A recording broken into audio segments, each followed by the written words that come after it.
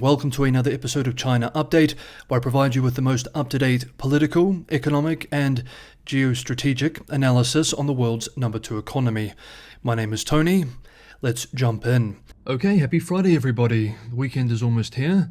Let's move through today's update, and I wish you all a relaxing weekend ahead. At this point, most people, from analysts to casual observers, understand that China is undergoing a largely irreversible long-term demographic decline.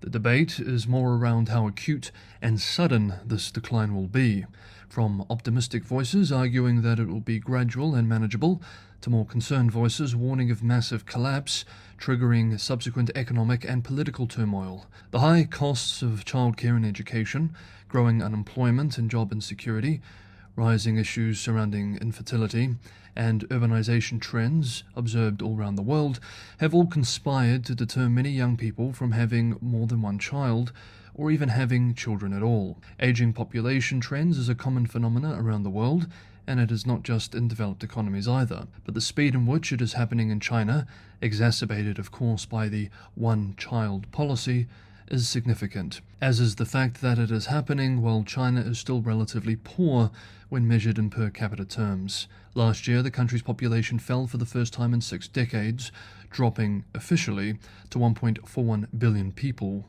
Indeed, now India is officially the most populous nation in the world.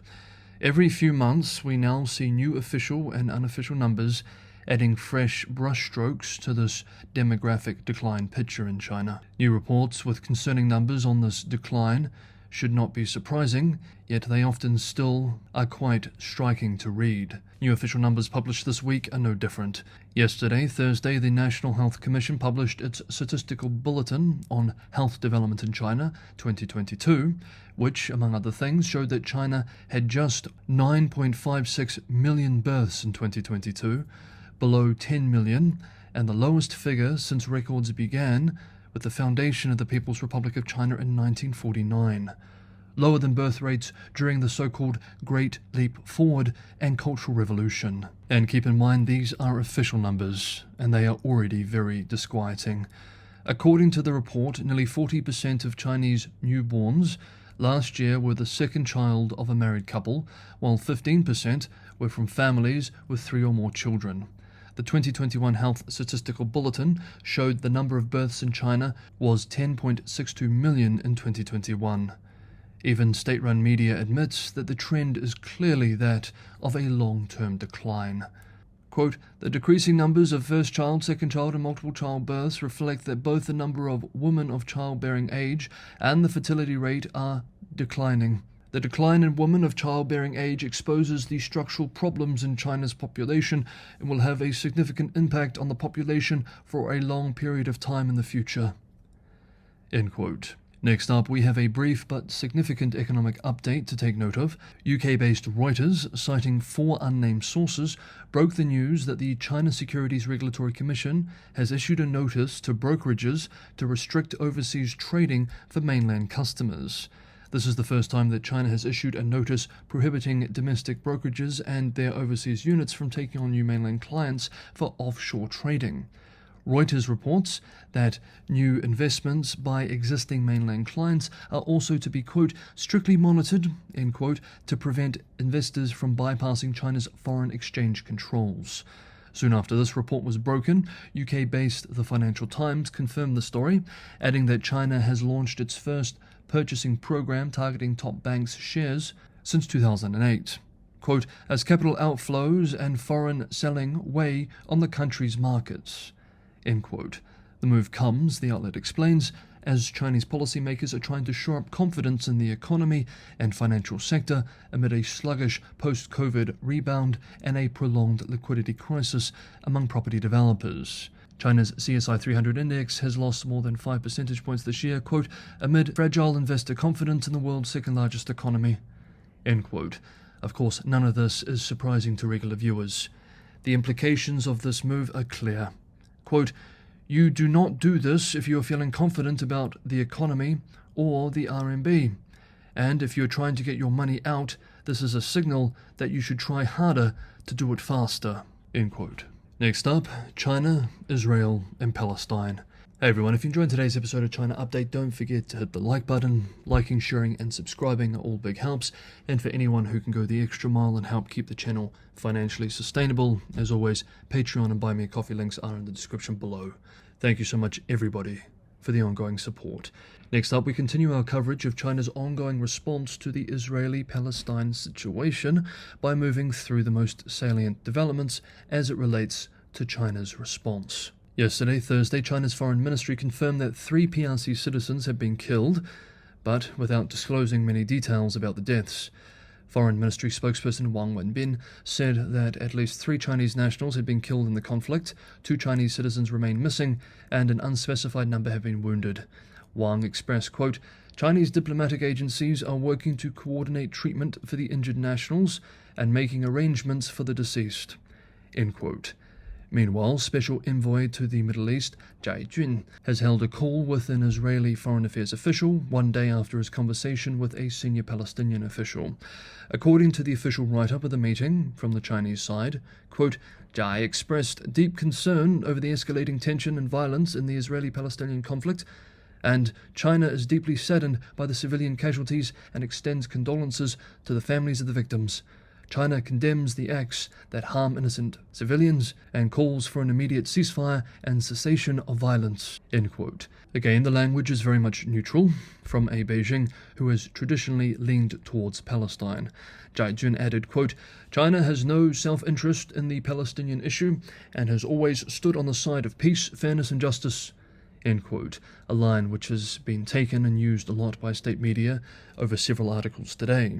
And finally, quote, "China sincerely hopes for peaceful coexistence between Israel and Palestine and is willing to work with the international community to promote peace dialogues so as to create conditions for achieving peace," end quote. In response to a question from Al Jazeera, PRC Foreign Ministry spokesperson Wang Wenbin expressed yesterday, quote, "To end the cycle of conflict between Palestine and Israel, the key is to return to the two-state solution as the basis, restore peace talks, establish an independent state of Palestine, and realize the peaceful coexistence of Palestine and Israel," end quote. Of course, much like the split in Western politics between left and right views on the conflict, there is a split in international views, fueled by ideological and geopolitical considerations. China will very much be seeking to take advantage of this in its own posturing. Regular viewers know that Beijing has engaged in a years-long narrative campaign to present itself as an alternative to the US-led Western order, and part of this presentation has included old themes common on the political left, namely anti-imperialism, anti-colonialism, etc. As US-based Politico writes this week, countries in Africa, Latin America and others, quote, "often seen Palestinians struggle against occupation or an Israeli apartheid policy as akin to fighting colonization," end quote. South Africa, for example, the outlet points out, issued a statement declaring that, quote, "the new conflagration has arisen from the continued illegal occupation of Palestine land, continued settlement expansion, and ongoing oppression of the Palestinian people," end quote. Thus, Beijing's soft actions, like rhetoric, will likely lean into these sentiments to pull itself closer to these nations, especially those that have already established connections to China through trade and infrastructure investment. It may even resonate with some on the political left in Western countries. However, China will not lean in too hard. It will seek a balancing trick. Alienating Israel puts at risk the $1 billion worth of semiconductors a year it imports from there, as well as its access to other critical high-tech trade with the country during an ongoing technology war with the United States. At the same time, China is, quote, "clearly afraid of offending the Arab side, as they sort of bow their hat lightly in the direction of the Israelis, but being very careful while they do so," end quote, in the words of Robert Ford of Washington think tank the Middle East Institute. Finally, for today's episode, let's once again examine some of the coverage of the conflict from within China itself to get a sense of how Beijing's elite view and are debating the unfolding situation. And we end with this piece from Niu Xianchun, a research professor and director of the China Institutes of Contemporary International Relations Institute of Middle East Studies. Quote, "Most importantly, the current political situation within the United States is very complex, with public sentiment in the US and Israel running high. Rational decision-making becomes difficult and the room for maneuver is small. The longer the Gaza conflict drags on, the more passive the US situation will become. On the one hand, there is public outrage within the United States, with the Republicans relentlessly pursuing the issue, leaving the Biden administration only able to defend without the power to counterattack. On the other hand, Israel is currently in the most difficult situation, and the US must fully support it from an ally relationship standpoint. Based on the experience of the previous 4 Gaza crises, Israel's strikes on Gaza will inevitably cause a large-scale humanitarian disaster, and the US has ultimately exerted some pressure on Israel, asking for an early ceasefire. However, the domestic and international situation is different this time, making it difficult for the US to do so. More critically, the Netanyahu government already sees Iran as the root cause of all problems and will undoubtedly introduce tougher policies against Iran in the future. At that point, it might be difficult for the US not to follow suit. If US-Iran relations tense up again, the situation in the Gulf could return to the tension of 2019, which would also drag down the international oil market, all contrary to US interests. It's normal for the US and Israel to be out of sync, but under the current circumstances, the US seems to have no choice but to follow Israel's lead.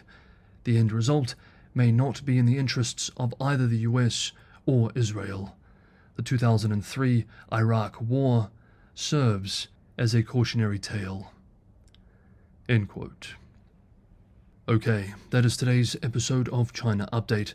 Thank you so much everybody for watching. Have a wonderful Friday, and I will see you all tomorrow.